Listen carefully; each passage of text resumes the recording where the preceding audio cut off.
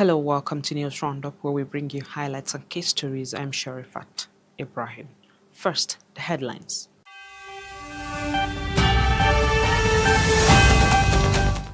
Federal government demands action from international oil companies to boost production.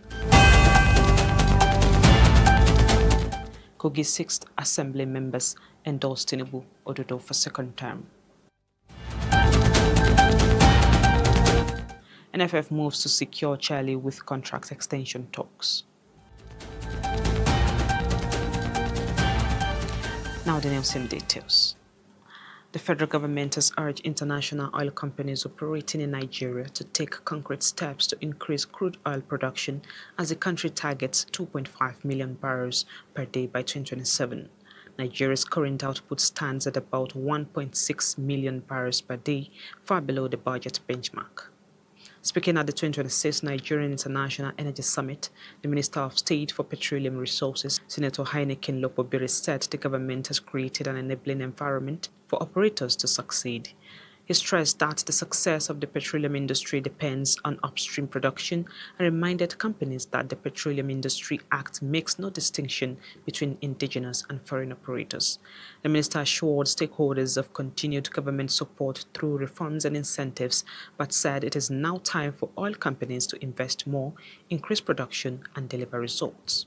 Moving on, members of the Kogi State's 6th House of Assembly have endorsed President Bola Ahmed Tinubu and Governor Ahmed Usman Ododo for a second term in office, citing what they described as purposeful and impactful leadership. The endorsement was announced during a courtesy visit to Governor Ododo by the former lawmakers at the Government House in Lokoja. Victoria Stephen has a report. Speaking on behalf of the delegation, former Speaker of the House of Assembly, Umar Ahmed, said the visit was aimed at demonstrating solidarity with the governor and formally endorsing both Governor Ododo and President Tinubu for re-election. We're here this afternoon to come and show solidarity to His Excellency and indeed to endorse his policies and government, and to no doubt give him our support generally as the 6th Assembly. This is government of the people, and indeed we are connecting the government more with the people since we represent the people. This is why we are here this afternoon, to actually show solidarity to His Excellency and indeed to endorse his government and his second term in office by God's grace, and indeed the second term of His Excellency Bola Tinubu for his second term too in the presidency.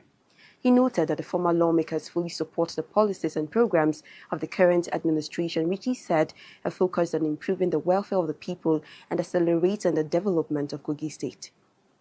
Addressing journalists after the meeting, Governor Ododo disclosed that the lawmakers used the occasion to express appreciation to President Tinubu for his support and impact in the lives of the people of Kogi State, especially the approval of the establishment of a free trade zone in the state, noting that the initiative would significantly improve the economy of the state due to its strategic location and vast commercial and industrial potentials. They are here to appreciate Mr. President Bola Ahmed Tinubu, for the good job he's doing, not only in Kogi State, across the country, and of course for the special support he has given his son, in me, Ahmed Usman Ododo.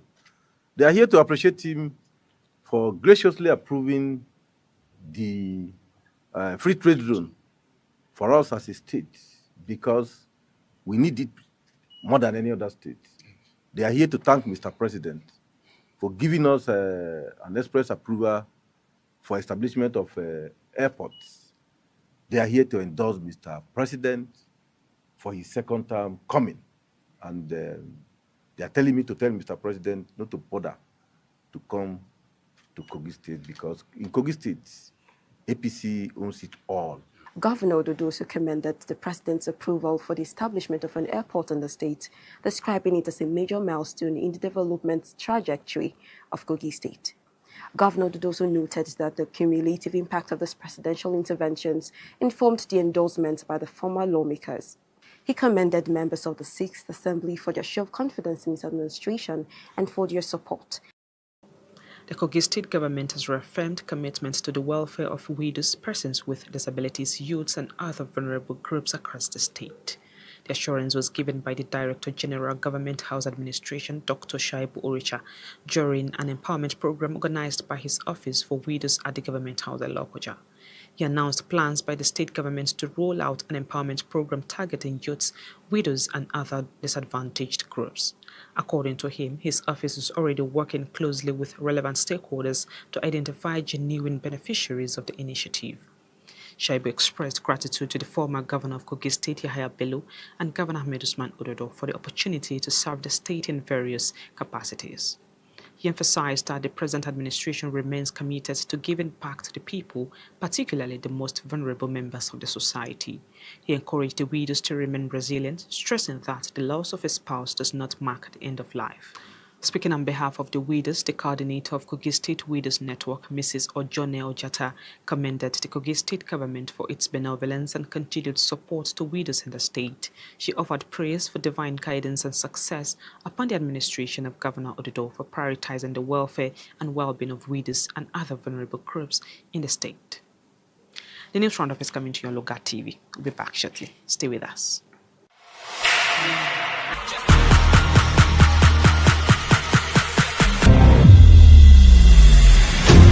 Our governor is a proactive governor as far as security is concerned.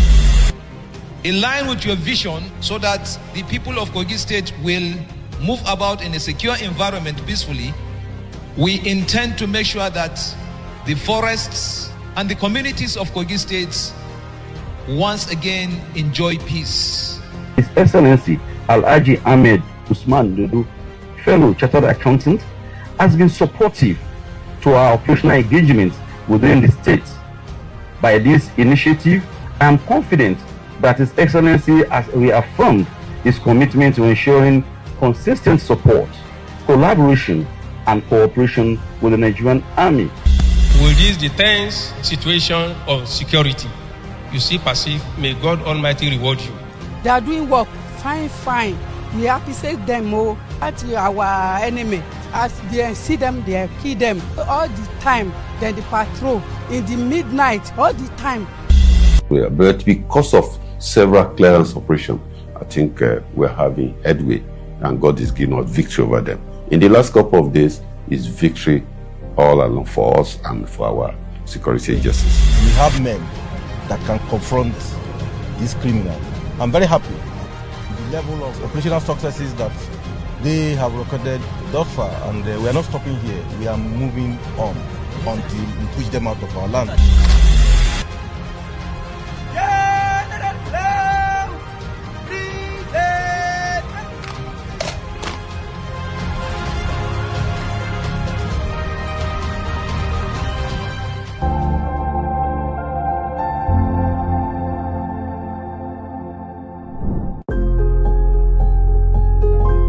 Kogi State's annual media report is the first of its kind in the history of our state. The idea is to ensure that we consistently monitor and project the achievements of the government, and also keep the people abreast of what the government is doing. It's really an honor and privilege that we've been able to put this report together, and we sincerely commend all our colleagues in the media who have been very committed in ensuring that they follow the activities of our government and then reporting same in ways that we can monitor, and we are hoping that we can do better with them. And this partnership is going to be sustained beyond this edition of the annual media report.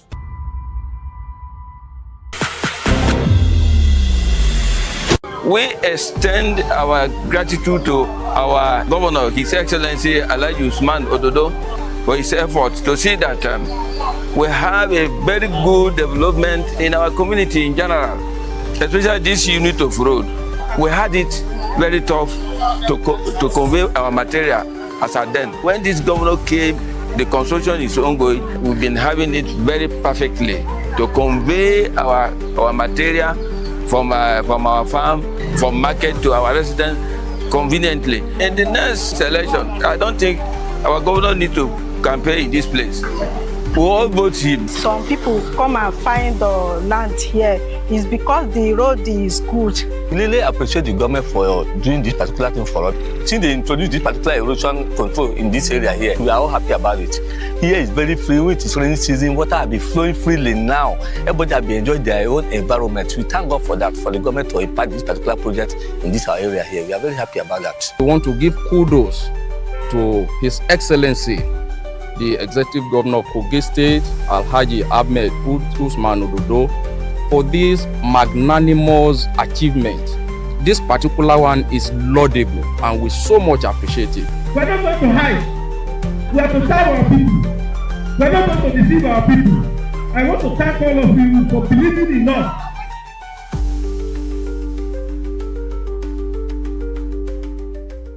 Welcome back.